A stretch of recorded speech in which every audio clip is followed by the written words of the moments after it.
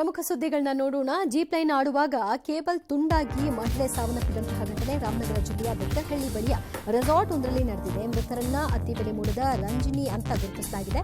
Resort ಸಿಬ್ಬಂದಿ ದುರಂತ ಸಂಭವಿಸಿದೆ ಅಂತ ಮೃತರ ಕುಟುಂಬಸ್ಥರಿಗೆ ತಿಳಿಸಿದ್ರು. ಅನಂತರ ಆಕ್ರೋಶ ವ್ಯಕ್ತವಾಗಿದೆ.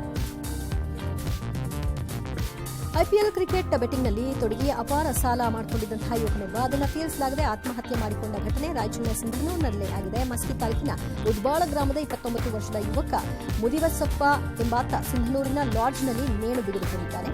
ಅತ್ತ ಕೋಲಾರದಲ್ಲಿ 3 ಕ್ರಿಕೆಟ್ ಬುಕ್ಕಿಗಳನ್ನು ಬಂಧಿಸಲಾಗಿದೆ.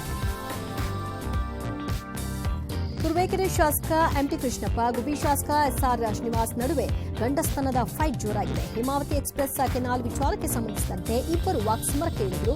ಕಾಮಗಾರಿ ತಡೆಯುವ ಗಂಡಸ್ತನ ಇದ್ರೆ ಬಂದು ತಡೀಲಿ ಅಂತ ಶ್ರೀನಿವಾಸ್ ಹೇಳಿದ್ರು. ಯಾವಾಗ ಎಲ್ಲಿಗೆ ಬರ್ಬೇಕು ಹೇಳು ಅಂತ ಎಂಟಿ ಕೃಷ್ಣಪ್ಪ ಸವಾಲ್ ಹಾಕಿದ್ರು. ದಂಪತಿ ಅನುಮಾನಾಸ್ಪದವಾಗಿ ಸಾವನ್ನಪ್ಪಿರುವ ಘಟನೆ ಮೈಸೂರು ಜಿಲ್ಲೆಯ ಪಿರಿಯಾಪಟ್ಟಣದಲ್ಲಿ ನಡೆದಿದೆ. ಕ್ಯಾಂಟೀನ್ ನಡೆಸ್ತಾ ಇದ್ದ ಪ್ರಕಾಶ್ ಯಶೋಧ ದಂಪತಿ ಮೃತರಾಗಿದ್ದಾರೆ.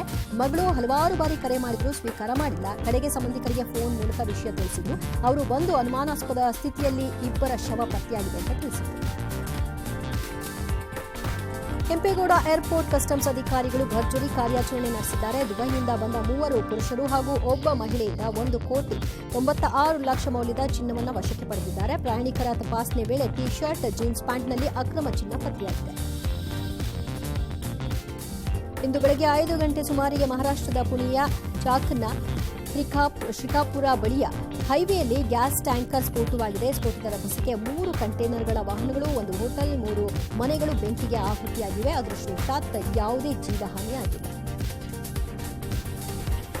ಕೊಪ್ಪಳದಲ್ಲಿ ಅಕ್ರಮ ಮರಳು ದಂಧೆ ಎಕ್ಕಿಲ್ಲದೆ ನಡೆದಿದೆ. ಕಾರಟಗಿ ತಾಲೂಕಿನ ಯರಡೋಣ ಗ್ರಾಮದ ಕೆರೆಯಿಂದ ನಿತ್ಯ 100 ಟಿಪ್ಪರ್ಗಳ ಮೂಲಕ ರಾತ್ರಿ ಹಗಲು ಎಂದೇ ಅಕ್ರಮವಾಗಿ ಮಣ್ಣು ಸಾಗಾಟ ಆಗ್ತಾ ಇದೆ. ಯಾವುದೇ ಪರವಾನಗಿ ಇಲ್ಲದೆ 1 ವಾರದಿಂದ ಮಣ್ಣು ಸಾಗಿಸ್ತಾ ಇದ್ದಾರೆ. ಈ ಬಗ್ಗೆ ಅಧಿಕಾರಿಗಳ ಗಮನಕ್ಕೆ ತಂದರೂ ಕೂಡ ಕ್ರಮ ತೆಗೆದುಕೊಳ್ತಾ ಇಲ್ಲ. ಈ ಬಗ್ಗೆ ಆಕ್ರೋಶ ವ್ಯಕ್ತವಾಗಿದೆ.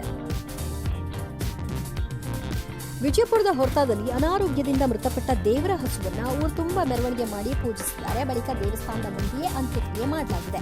ಗ್ರಾಮದ ರೇವಣಸಿದ್ದೇಶ್ವರ ದೇವರಿಗಾಗಿ ಕಳೆದ 15 ವರ್ಷಗಳ ಹಿಂದೆ ಆಕಳನ್ನ ಬಿಡಲಾಗಿತ್ತು. ನಿತ್ಯ ದೇವಸ್ಥಾನದ ಮುಂದೆಯೇ ಇರ್ತಾ ಇದ್ದ ಆಕಳಿಗೆ ಭಕ್ತರೆಲ್ಲ ಗೋಮಾತೆ ಅಂತ ಪೂಜಿಸ್ತಾ ಇದ್ರು.